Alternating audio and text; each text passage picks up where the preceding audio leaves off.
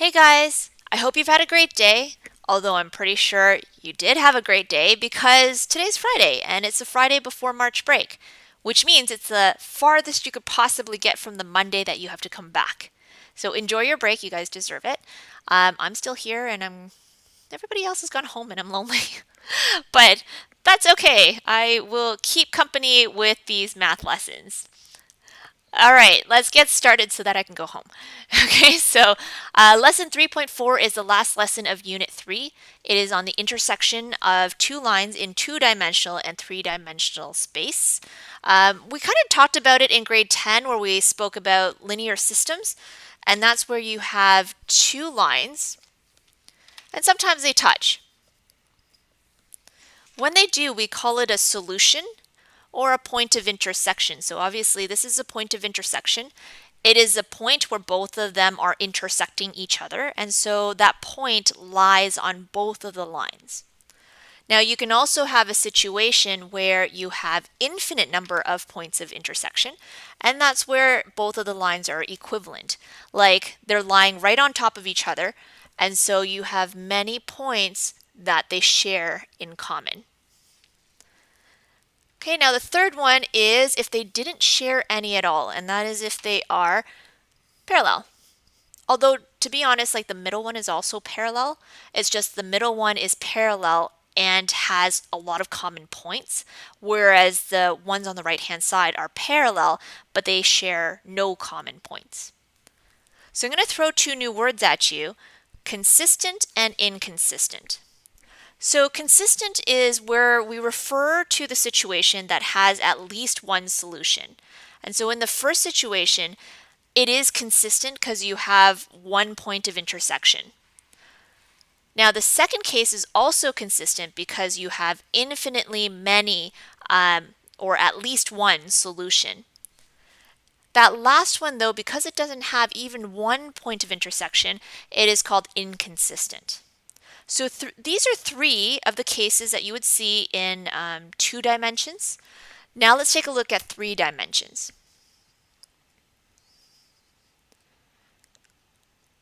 Okay, so here are the 4 cases. You'll see that they actually are very similar to the 2 dimensions, but there's an extra one, and that is the one at the bottom right. So let's go through them. First of all, notice that all of them are in 3 dimensions. You have your x, y, and z axes. The first two on the top are touching. And because they are touching, they have at least one solution, which means that they are consistent. The ones at the bottom are not touching, and therefore they don't share at least one point of intersection, and so they are inconsistent. Now let's take a look at them a little bit deeper. Number 1 is where in 3 dimensions, both of the lines are still touching at a single point. So you can actually solve for a point of intersection. The one on the right-hand side, number 2, is where you have both of the lines lying on top of each other. We call them coincident lines. They are equivalent lines as well, but we use the word coincident in calculus and vectors. They have infinite number of solutions. Okay, now 3a is the parallel, but they are distinct, so they're different. They don't share any points of intersection, so there's no solutions. The last one is the new one. This one is called skew lines, and that's where they're not pretty, they're not technically, it's not that they're not pretty, they're not technically parallel to each other, but they are also not touching in any way. So they're not parallel, but they're not intersecting. And that is only able to exist in a 3-dimensional plane.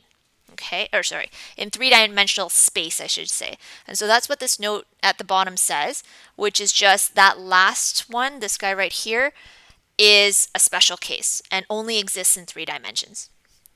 So what this video is all about is if I give you equations of 2 lines, so a linear system, in 2-dimensional or 3-dimensional space, can you tell which of these 4 cases you have? That is what this video is about.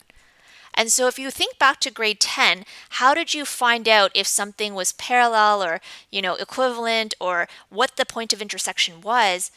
You probably did some substitution elimination, which is what we'll do. Okay, now before we get into that, let's just logically see if we can, sort through these four cases. Like, how would you be able to tell them apart? Well, first of all, two of them are parallel, right? This one's parallel or involves parallel lines, and this one is also parallel.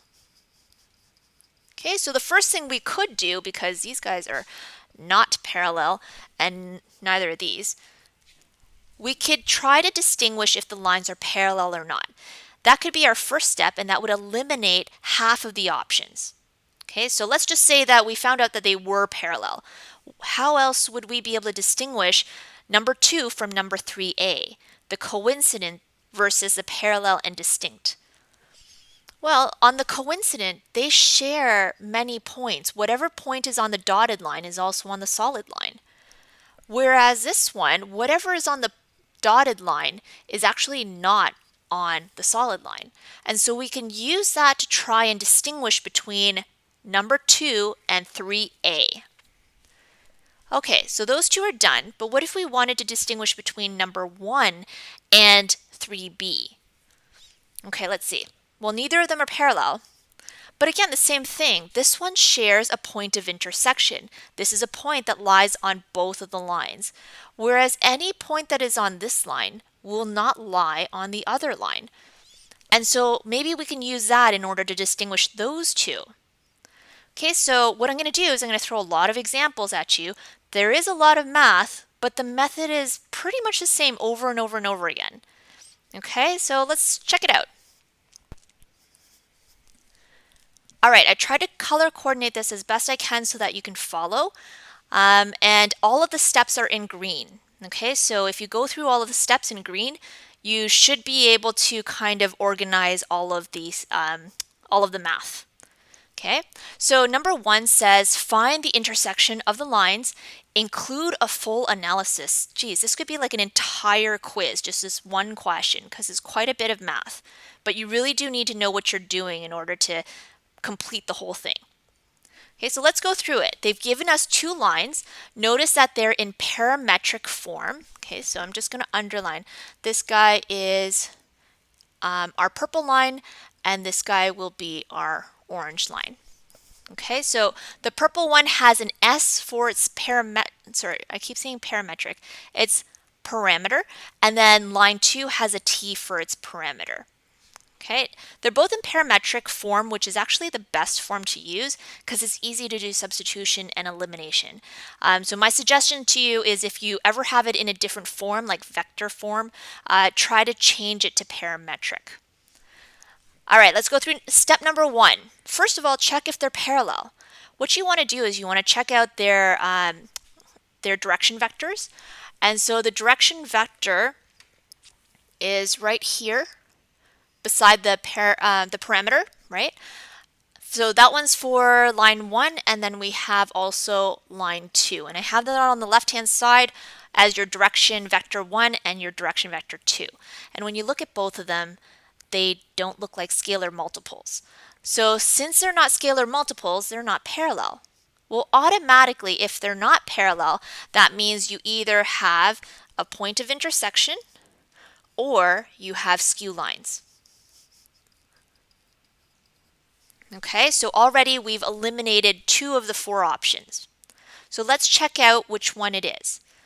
If there's a point of intersection, immediately I would think of substitution elimination. And so I'm going to take a look at just the x's. Let me get rid of this for now so that I don't see them. But do you see how like the purple x's are right here? I'm going to make them equal to each other. So substitution. And that's what's right here. Then I'm going to make the y's equal to each other, which is right here. Okay, so it gives rise to this new equation, this guy and this guy.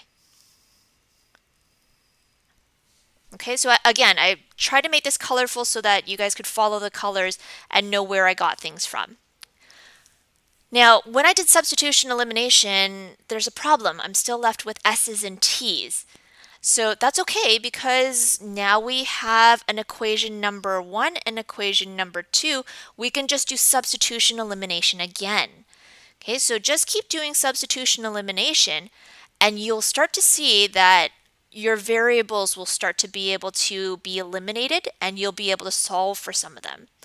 So I did elimination. I'm not going to go through the steps of elimination with you because that's grade 10 stuff, but I did find one of my parameters. I was able to solve for S, and that is a parameter for the first line. So there's a couple different options here that if I wanted to find the point of intersection, I could choose. Okay, so let's go through the options. Actually, you know what? I'm going to not go too far so you can read the instructions. Option number 1, you could always solve for your other parameter. And so if I solve for my other parameter, I now have the parameter for line 1 and the parameter for line 2. So I could use both of those to find my point of intersection by subbing them into both of the lines. And so let me show you, I'm not going to scroll too far. Okay, so here is line number 1 and the X, and also on the right hand side the Y. Okay, so if I sub in the S parameter, which is 1 over 9, into my line 1, I then get a point of intersection, 5 over 3 and 32 over 9. I don't have to do this twice, but just as a check, it might be a good idea to also try to sub in the T parameter into line 2, because line 2 was using the T parameter. And I just want to make sure that I get the same point of intersection, because obviously if I don't, like, I would get the wrong answer, right? Like I must have made a mistake somewhere.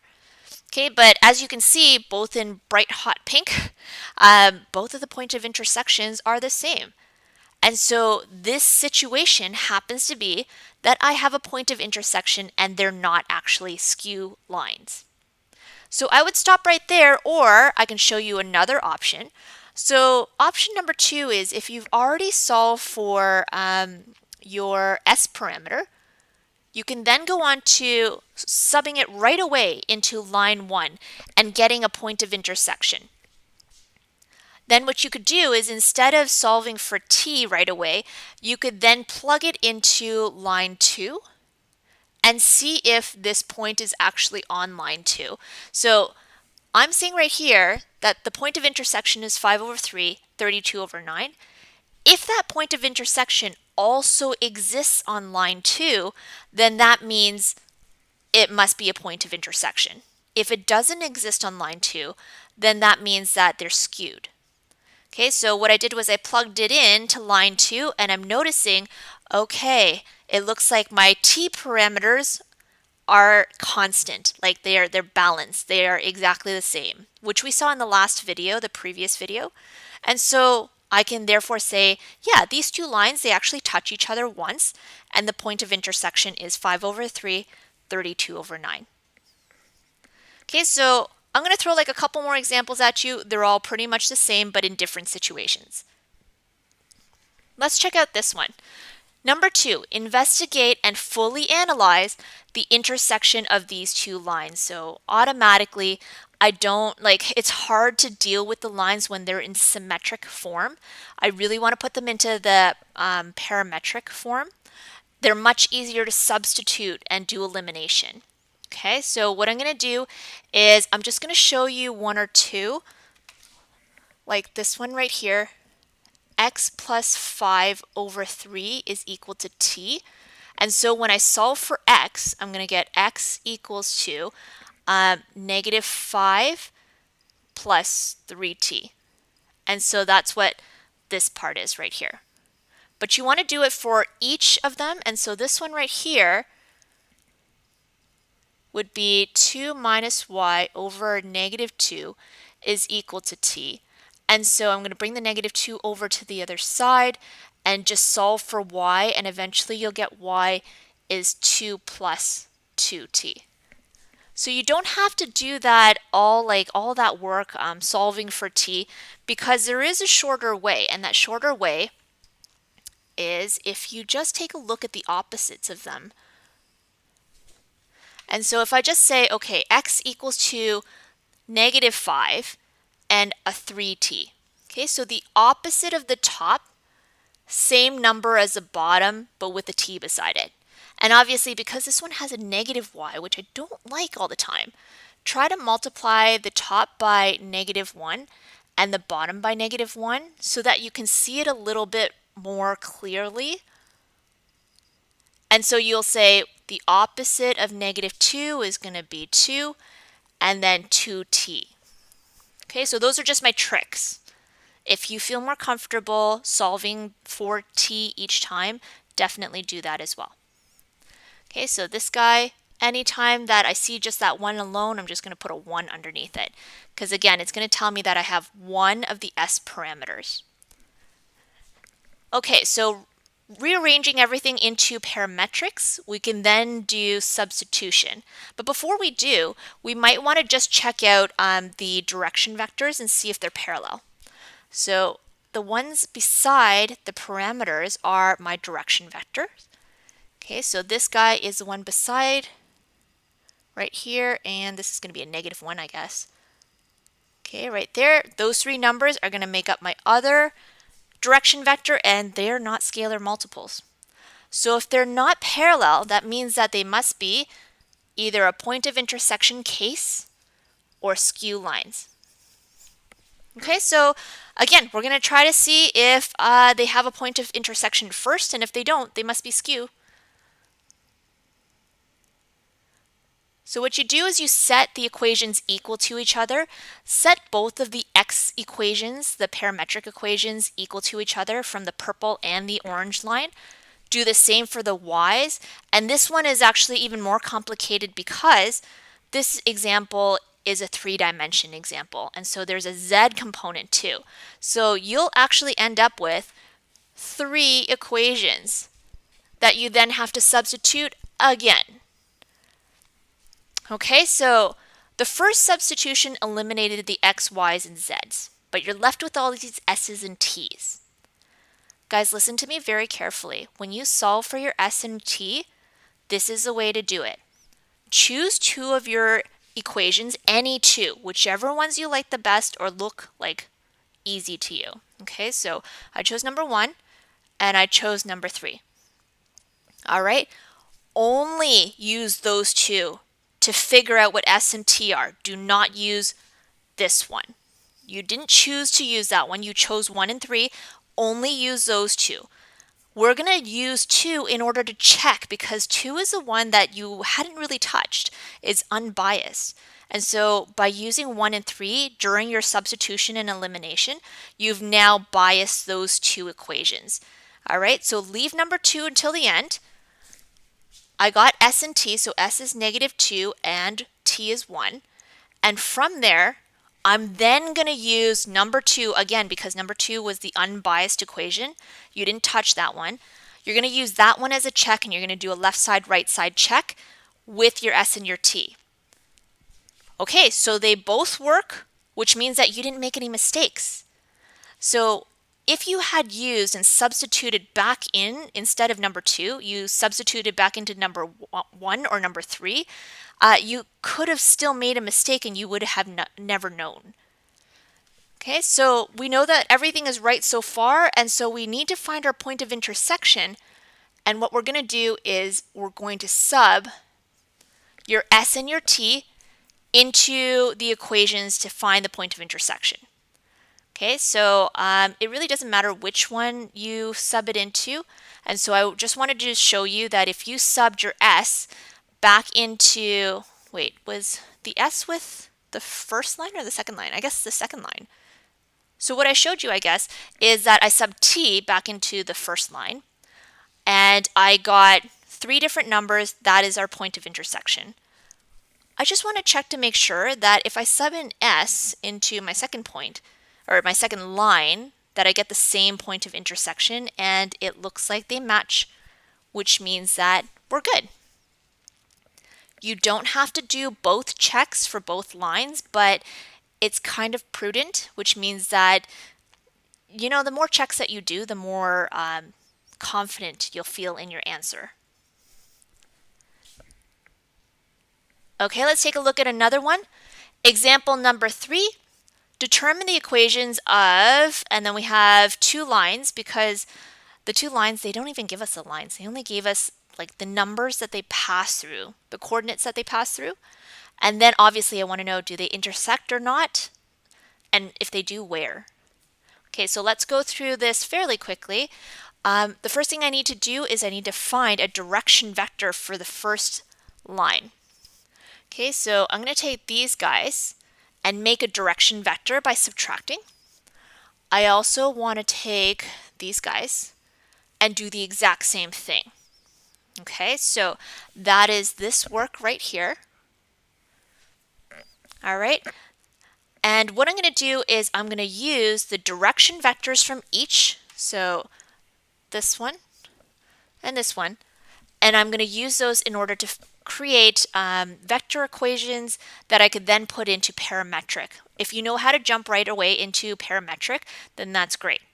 So you just use a random coordinate, doesn't matter which one, and then that's going to be the front numbers. Okay, sorry, this should be a 0, all right, because it's a 0. Then you're also going to have your direction vector at the back. Okay, which was this guy right here. All right, I don't know, I'm sorry if that's a little bit messy, but what I'm just saying is that you should know how to go from a point and a direction vector straight away into parametric equations. So when I have my parametric equations, obviously I'm going to do the check for my direction vector. Are they parallel or aren't they? So checking both of the direction vectors, they're not scalar multiples, so they're not parallel, and again, we have case of point of intersection or skew lines. And you're like, this is repetitive, they're always the same. Well, yeah, okay, let's practice a lot, make sure that we really get it. So number 2, we're going to do substitution elimination and get rid of all of the x's and y's, and we'll be left with s's and t's. But because we have a 3-dimensional case, we then are left with 3 equations.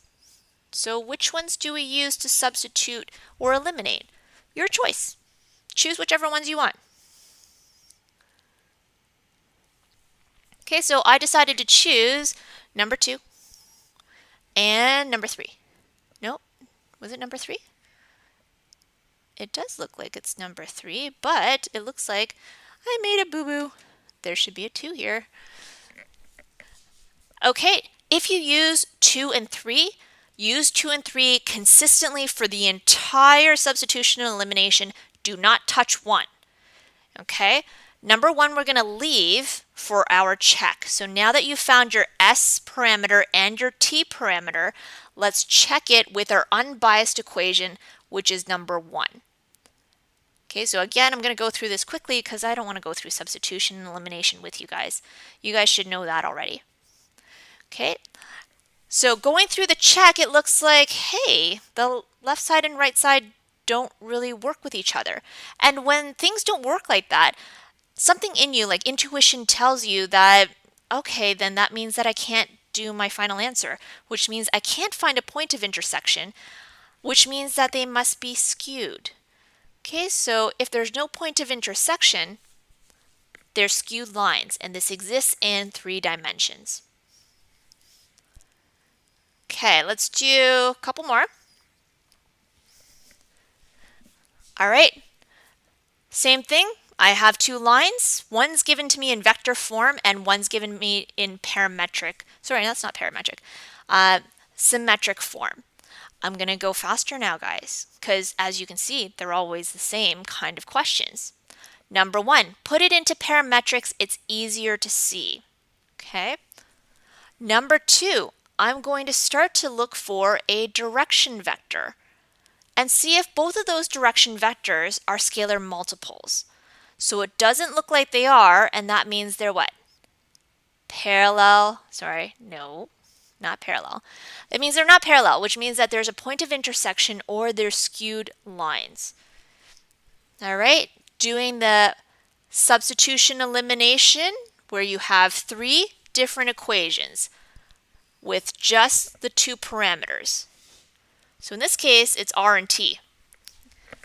You're going to do substitution elimination for those R and T, and you choose whichever 2 equations you want, 1, 2, or 3. So I decided to choose, it looks like number 2, and then also, I think I changed up number 3. and maybe doubled it so that I could do the elimination. I'm partial to elimination. I really like elimination better. And so I've solved for my two parameters, my R parameter and my T parameter. Now all I got to do is use those to find a point of intersection. And if it doesn't exist, they're skewed.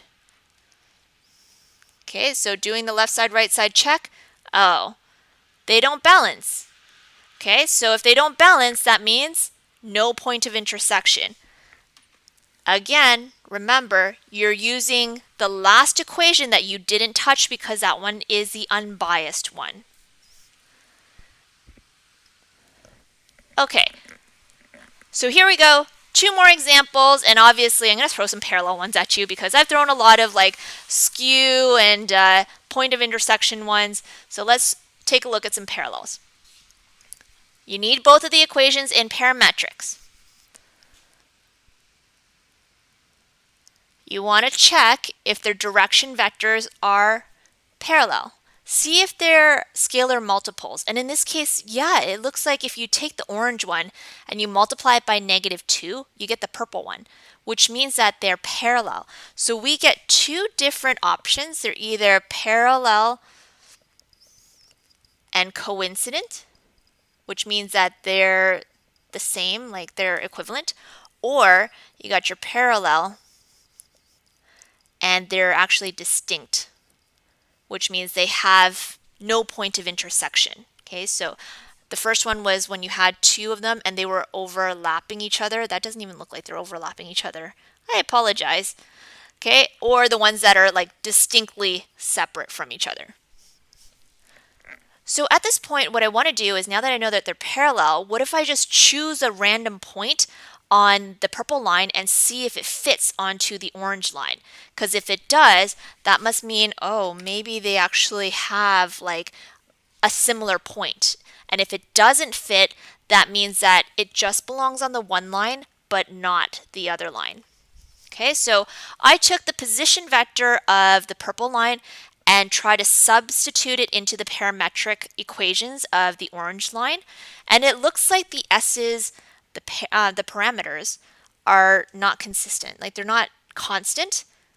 And so I can definitely say, okay, the purple position vector does not belong on the orange line, and therefore these lines are parallel and distinct. And so lastly, we're going to do the same thing.